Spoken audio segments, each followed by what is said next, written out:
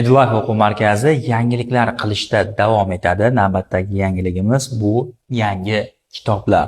Mana bu ko'rib turgan kitoblar o'quvchilarga mutlaqo bepulga beriladi va eng muhim tomoni bu darsliklar eng so'nggi zamonaviy metodlar bilan boyitilingan Oxford University Press tomonidan nashr etilgan. Aynan e'tibor bering, 2025-yilni so'ngida nashr qilingan, ya'ni juda ham yangi holatdagi kitoblar hisoblanadi.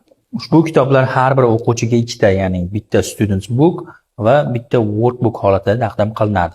Students book bu darsda ishlash uchun mo'ljallangan, o'qituvchi bilan birgalikda bajariladigan mashqlar va turli xil grammatik bilimlarni, so'zlarni va hokazolarni o'z ichiga oladi. Bundan tashqari video hamda audio materiallari bilan boyitilingan.